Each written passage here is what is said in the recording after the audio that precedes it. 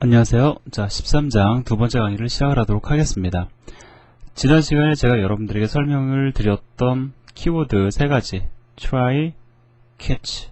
물론 얘네들은 하나의 문장이죠. 그 다음에 throw라는 이렇게 키워드가 있습니다. 자, 그러면 우리가 그 앞에서 나눗셈 관련된 프로그램을 하나 봤었죠. 그거를 C++ 예외 처리 메커니즘을 적용을 하면은 이렇게 되는데, 자, 제가 상세하게 코드 분석을 해드릴게요. 이거는 그냥 하나의 코드를 모델로 삼아서 그 돌아가는 방식을 이해하시는 것도 필요하기 때문에 제가 좀 설명을 자세히 드리도록 하겠습니다. 자, 두 개의 숫자를 입력을 받습니다. 근데 A가 입력이 되기를 3이 입력이 되었고, 그 다음에 B가 입력되기를 0이 입력이 되었다고 가정을 해보자고요. 자, 그런데 여기 보면은 A를 B로 나누고 있죠.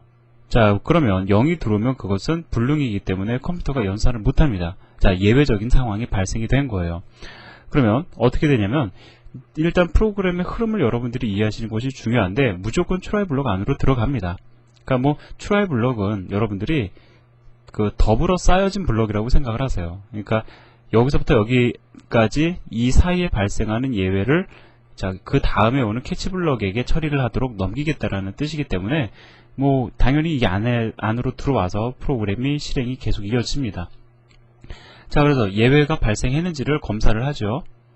자, B가 0이에요. 현재 예외가 발생이 되었습니다. 자, 따라서 그것을 시스템에 알려주기 위해서 throw B, 즉 예외의 원인이 된 데이터 정수값을 예외를 알리는 용도로 사용이 된 거죠. 자, 그래서 B를 갖다 throw 합니다. 자, 그럼 throw라는 키워드가 붙는 순간에 얘가 무엇으로 바뀌는 거냐면, 예외가 발생이 되었음을 알리는 용도로 그 용도가 바뀌는 겁니다. 그러면 얘는 어디로 전달이 되냐면 try 블록 다음에 오는 catch 블록에게 전달이 돼요. 전달하는 목적은 예외가 발생이 되었음을 알려주기 위한 거죠. 자, 그런데 여기서 여러분들 주목해서 보실 것, 제가 그 예외가 전달되는 방식이 함수 추가 유사하다고 말씀을 드렸죠. 그렇기 때문에 B는 인트형 데이터라서 인트형으로 매개 변수를 지금 설정을 해 놓은 겁니다. 물론 이거를 가리켜 매개 변수라고 이야기는 하진 않아요. 왜냐하면 캐치 블럭은 엄밀히 따지면 함수라고 얘기하면 틀리거든요. 다만 함수와 유사한 특성을 갖는다라고 얘기해야 정확한 표현이 되는 겁니다. 그래서 매개 변수라고 얘기하면 원래는 틀리는 표현이 되겠지만은 그냥 우리는 그렇게 얘기를 하자고요. 이해하기 좋도록. 자, 그래서 B가 인자로 전달이 되고 그것을 exception이라는 매개 변수를 통해서 받게 됩니다. 자, 그럼 어떻게 예외가 처리가 되는지 한번 볼까요? 뭐 보니까 이 exception을 출력을 해주니까 아마 0이 일단 출력이 될 겁니다. 0이 입력되어서 입력 오류 다시 실행하세요 라고 메시지를 출력을 해주네요. 자, 그래서 뭐 이것이 바로 이 예제에서의 프로그래머가 디자인한 예외 처리 메커니즘이 되는 거죠. 예외 처리 방식이 되는 거죠. 자, 그렇게 해서 예외가 일단 무조건 인자가 전달이 되면 예외는 처리가 되었다고 간주를 합니다. 자, 그러면 이제 캐치 블럭이 실행이 되고 나서 어디를 다시 실행을 하게 되냐면 throw 문장 다음으로 다시 넘어가는 것이 아니고요. 자, 요거 반드시 기억을 하세요. 예외 처리 메커니즘에 의해서 처리가 된 캐치 블럭 다음을 실행하게 되는 겁니다. 다시 말씀드리면 예외가 발생된 위치를 기준으로 해서 그 다음에 오는 그 try 블럭 내에 있는 그 다음 문장들은 다 건너뛰게 된다라는 거예요. 자, 따라서 여기서 예외가 발생이 됐기 때문에 이 두 문장은 실행되지 않습니다. 그리고 그냥 바로 그 캐치 블럭에 의해서 예외가 처리된 다음에 return 0에 의해서 프로그램이 종료되는 거예요. 자, 그래서 제가 지금까지 설명드린 내용을 그 교재에서 보시면 그림 13-3에서 설명을 하고 있습니다. 뭐 어려운 내용은 아니죠. 자, 그러면 일반적인 케이스에서의 try catch 블록이 있으면 어떻게 동작을 하는지 한번 얘기를 해보도록 하죠. 자, 일단 A로 4가 입력이 되고 B가 2가 입력이 되었다고 가정을 해봅시다. 자, 그러면 경계 검사합니다. 조건 검사를 해보죠. 예외가 발생되었는지. 자, 예외 발생 안 했어요. 그러면 얘 당연히 실행될 거고 얘 당연히 실행되겠죠. 그러면 그 다음에 어디를 실행을 하겠습니까? 캐치는 예외가 발생이 되었을 때 실행이 되는 블럭이죠. 그럼 당연히 캐치 블럭 건너뛰고 그 다음을 실행하게 되는 거예요. 자, 그래서 지금 우리가 try, catch, throw 문장이 어떻게 사용되어지는지에 대해서도 우리가 이야기를 했고요. 그 다음에 예외가 발생했을 때와 발생하지 않았을 때의 프로그램 흐름에 대해서도 우리가 이야기를 했습니다. 그러면 여러분들은 제가 이제 추가적으로 더 설명드리지 않아도 자, 이 예제를 통해서 여러분들이 입력된 숫자에 의해서 실행의 결과가 어떻게 될지를 여러분들이 나름대로 결론을 내리실 수 있어야 돼요. 뭐 앞의 예제하고 사실은 비슷합니다. 다만 출력 결과를 조금 더 다양하게 해서 여러분들이 숫자를 이리저리 입력을 해보면서 예외가 발생했을 때, 발생하지 않았을 때 프로그램의 흐름이 이렇게 진행이 되는구나 라는 것을 느끼실 수 있도록 예제가 디자인된 겁니다. 뭐 예외가 발생했을 때의 예를 한 번만 같이 한번 보도록 할까요? 자, 4가 입력이 되고 0이 입력이 되면 일단 try block start라는 문자열이 출력되겠죠. 자, b가 0이기 때문에 예외 발생될 겁니다. 자, 이 예외는 try 블럭을 감싸는 그 다음 캐치 블럭에 전달이 되겠죠. 따라서 이 영역이 건너뛰어질 겁니다.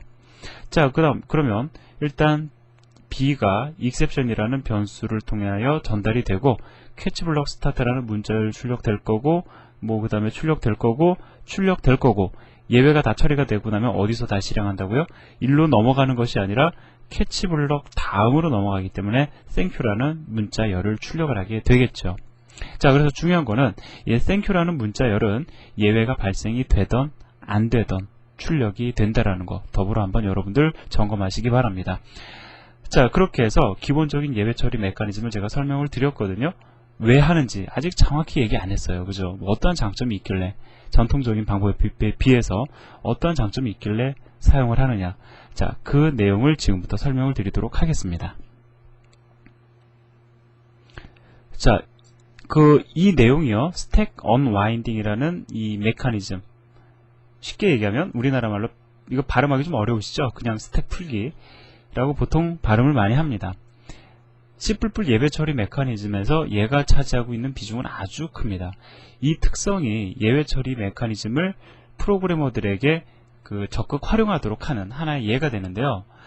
자, 일단 기본적인 특성만 일단 설명을 드릴게요. 이걸 어디다 적용을 하느냐, 그거를 갖다가 여러분들에게 제가 설명을 드리려면 우리가 같이 MFC를 공부한다거나 이렇게 좀 볼륨 있는 프로젝트를 좀 한번 진행을 해봐야 되는데 좀 한정되어 있기 때문에 예를 들어서 이 스택 언와인딩의 어떤 특성은요, 여러분들이 UI 관련된 프로그래밍을 공부하시면 그 중요성을 쉽게 느낄 수가 있습니다. UI 관련된 거 예를 들어 MFC, 그 다음에 자바 같은 경우에는 스윙이라든가 AWT와 같은 패키지들이 있죠. UI를 갖다가 디자인하는 데 사용하는 그러한 라이브러리들입니다. 이런 것들을 공부를 하셔야지만 사실 이에 대한 진가를 알 수가 있어요. 아마 대부분 여러분들 C++ 공부하시면 MFC 공부하실 것 같은데 일단은 제가 여기서 설명드리는 메커니즘을 기억만 하신 다음에 그 다음에 나중에 MFC나 아니면 자바를 공부하실 경우에는 AWT나 스윙을 공부하신 다음에 제가 말씀드린 내용을 다시 한번 떠올려 보시기 바랍니다. 이게 어떻게 장점으로 사용될 수 있는지를 여러분들이 이해하시게 될 거예요. 자, 그러면 한번 보도록 하죠. 이번에는 앞의 예제를 조금 향상시켰습니다. 뭐냐면 divide라는 함수를 만들어 뒀어요.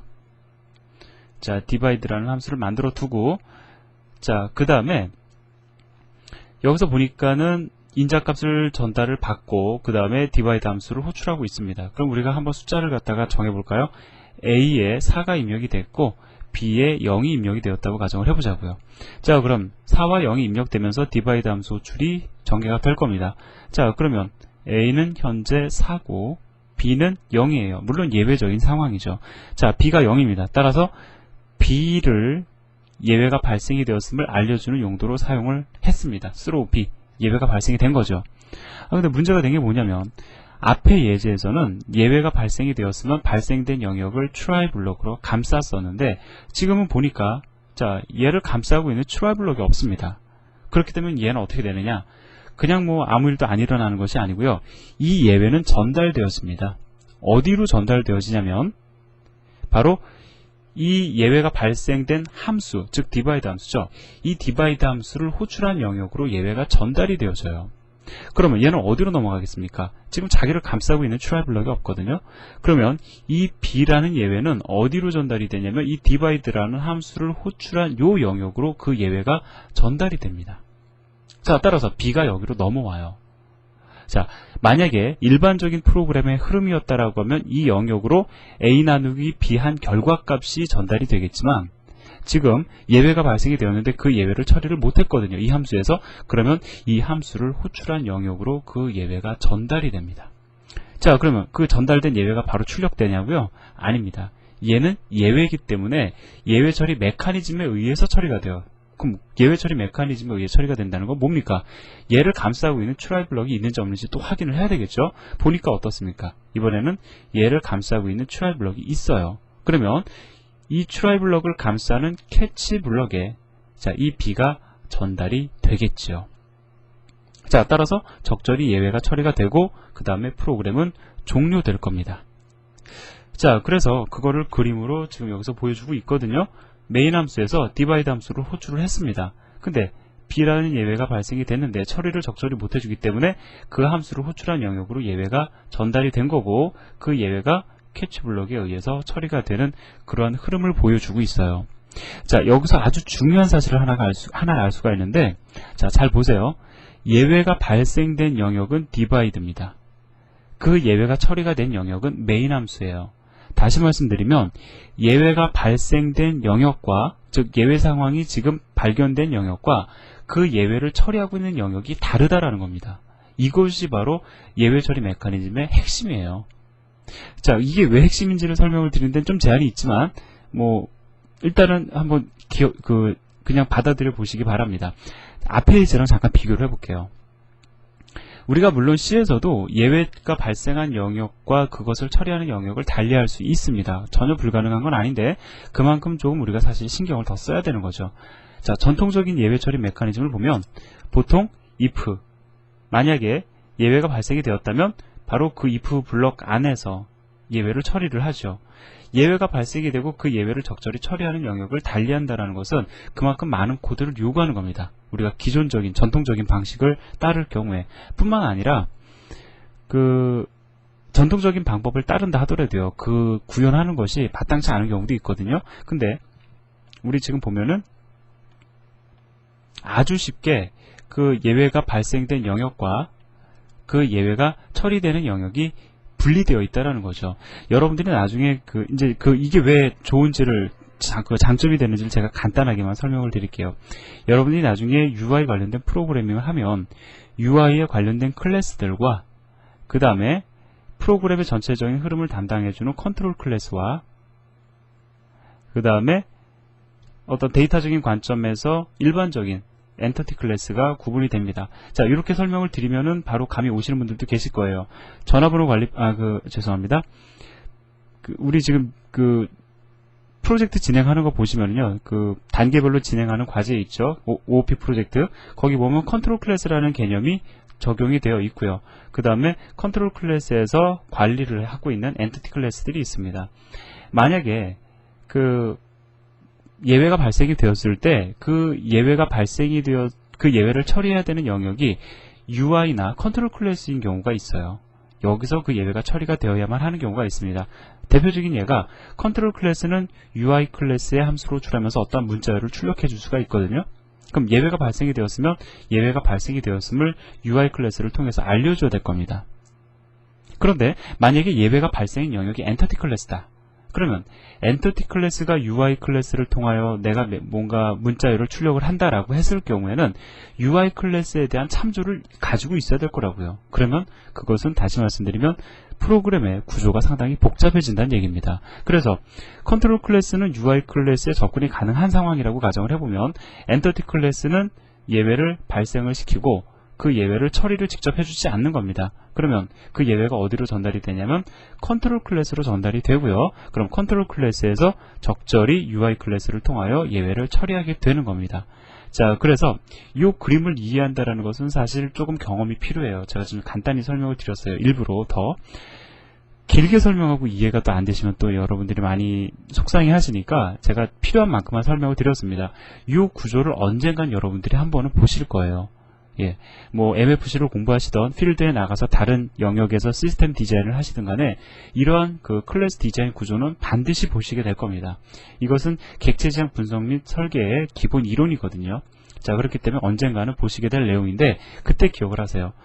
엔터티 클래스에서 발생된 예외가 컨트롤 클래스에서, 즉 예외가 발생된 영역과 처리되어지는 영역이 달라야만 하는 경우, 우리가 복잡하게 포인터나 참조를 이용하지 않고 예외 처리 메커니즘을 이용해서 간단히 해결할 수 있다는 것을 반드시 기억을 하시기 바랍니다. 자, 여기까지만 말씀을 드릴게요. 자, 그래서 스택 어라이딩에 대해서 좀 더 얘기를 해주는 건데, 왜 스택 풀기라고 이야기를 하느냐. 자, 한번 보세요.